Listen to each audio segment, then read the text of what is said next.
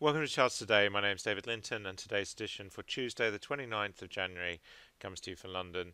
And we saw markets falling away last night in the US, so it'll be interesting to see how that changes the charts. And remembering this is my long term on the top here, my medium term, and my short term, weekly, daily, 60-minute, 1%, 0.5%, and 0.1% on the 60-minute chart. So this gives me all my targets and trends on variable time frames. We're looking at the dollar here, and the dollar fell heavily on Friday, and we've been just in the doldrums here, just putting a little bit of pressure on the medium-term chart. Ironically, the long-term chart wandering through. So quite a mixed picture there. Looking at Eurodollar, we're seeing the euro looking stronger against the US dollar on the short-term chart. No clear upside targets really. And still mixed picture on the downside. So also we're seeing the effects there. The yen against the dollar, we see the dollar yen dollar falling. So dollar is looking weaker against that stronger yen. Yen being a place of a safe haven. So we are just seeing that playing through. Looking at sterling, we're seeing here the sterling chart is looking pretty bullish against the dollar. So we are seeing short-term bullishness, but long-term we've still got work to do, and we still do have some pretty big downside targets hanging over us. So we've got to be aware that the long-term picture is still bearish. Against the euro, sterling also looking a bit stronger as well. It's climbed quite a lot in January, flattening off this last few weeks. We still do have a further 4% upside to 136 here. This is against the Swiss franc, so it'll be interesting to see whether that plays out. Against the Australian dollar, we see sterling flattening off here as well. Bitcoin down a further 1.5%. Its woes continue. This December low now looking under pressure, and we've got downside targets of a further 20% downside here, one as much as 40% downside to under $2,000 for Bitcoin. So still looking pretty terrible. The S&P 500 index was down 0.75% last night, so not really changing the short-term trend, but we are just seeing the medium-term struggling. Remembering we need to make a higher high, we need to get above that December high.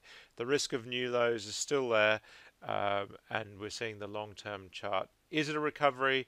Is it a fall away? Too early to say at this stage. We're still on a knife edge. The Nasdaq also fell quite heavily yesterday. It's down over 1%. So we are seeing the short-term recovery now starting to come under a little bit of pressure here. We've got one downside target, so that's quite key as well. The Dow we're seeing was down 0.8%. So again, falling away there as well. And the Russell 2000 is also looking a bit flat. The futures this morning down further on last night's fall. We see the E-mini, the S&P future down 0.19%, and the Nasdaq E-mini down a third of a percent. Does suggest the US markets get to open lower.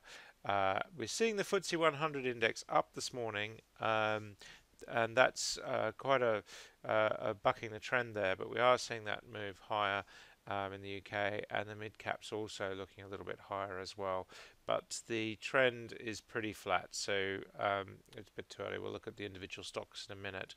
The DAX is down 0.25% this morning, but the CAC Quarant is up 0.25%, so we are just seeing a mixed picture. Japan was fairly flat.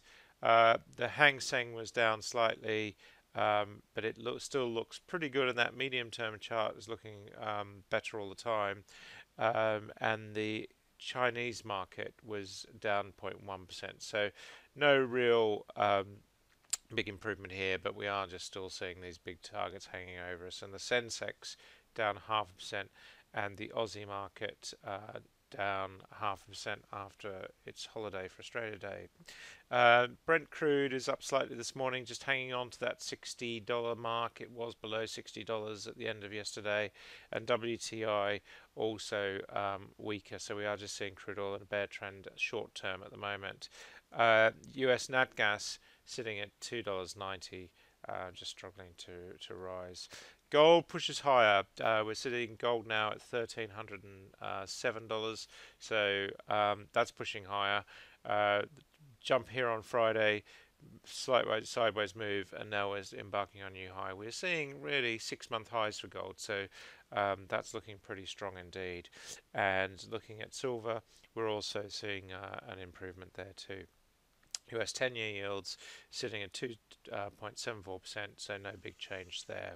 Looking at the individual stocks, we start by looking at the Nasdaq. Well, in fact, this is all coming from Yahoo. This data on my other screen here. This is coming from Thomson Reuters Icon. Or Metastock if you're a private user. The Metastock feed is the same feed. It's a really amazing global feed. End of day though, with real-time intraday updates, you can use the Yahoo Finance feed, and here we just see from this we've basically got the Asian markets falling here. Europe is a mixed picture this morning, and then we're seeing the US markets were down quite heavily. So you see the Nasdaq was down 1.33%. So here I've got my weekly, my daily, and my daily chart with on balance volume. So here, interestingly, starting to just notice the moving averages on the 21 and 34 starting to cross. So that would be the signs of a potential recovery. The on balance volume chart also looking quite good. And then the relative to the Dow Jones index, so any signs of the relative turning over. Taking a look yesterday at the big moves, we had American Airlines up 4.5% in the Nasdaq 100. On the downside, we had Nvidia down a massive 13%. So the star of 2016-17 really unwinding a lot of its gains there. AMD were down 8%. So we saw some really big falls in the market. Just looking at the bellwethers, we had Google down nearly 2%. Apple was down just under 1%. Facebook was down 1%. This chart's still looking pretty grim. And then looking at some of the others, Tesla down 0.22%, so unwinding some of it's been relatively flat, and we saw on the relative it outperformed with that flat, but now coming back in line with the market, so actually underperforming. And then if we look at Netflix, we saw here they were down 0.7%, so we saw quite a fall there as well. Taking a look at the Aussie market, we saw it was down. We did have Telstra up 7%, so that's quite a good performance, and that's putting them back into bullish territory. On the downside, we had Eclipse Group down 16%, Restmead down 10%. So we are still seeing some pretty big falls. That's really a fall from grace, really ending that trend there. So that's quite key. Looking at the Chinese market, we saw it was a pretty mixed picture. Quite a lot of stocks up, and then the fallers, just 3% downside on the worst faller, and the Hang Seng, much the same picture. Taking a look at the Indian market, this is the Nifty 50. Best performer was Adani Ports again. They were a good performer the day before yesterday, so we're seeing a little bit of recovery after their big spike week last week. And if we look at the worst performer, it was India Bulls, down 6%. Lots of volatility in these stocks at the moment. So Yes Bank also starting to unwind some of this recovery, looking set to head for new lows. Taking a look at the European market, we start with the FTSE 100. The best performer yesterday was BATS up this morning. Sorry, up 4% on BATS, and Imperial Brands up 2.5%. So we're seeing tobacco stocks doing quite well this morning. Antofagasta up 1.5%, and here we see the live updates coming in from the Yahoo Finance. Hargreaves Lansdown down a massive 5% this morning. So that's making new lows, taking out the October low. That's bad news for Hargreaves Lansdown shares, and we're seeing the downside targets kicking in there. The FTSE 250, looking here, we see we've got UDG Healthcare up 9% this morning. They've not yet really managed to turn a corner. We've got Intermediate Capital Group, Crest Nicholson also looking a little bit better and looks like they're turning through there as well. On the downside, PC Cousins Group down 10%.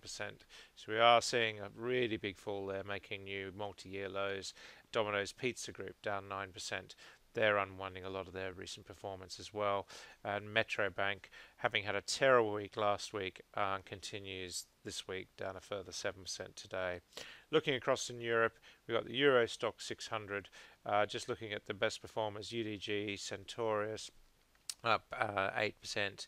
And if we look at the downside, worst performers, Royal Mail, Metro Group. So the UK stocks really dominating there, pushing lower.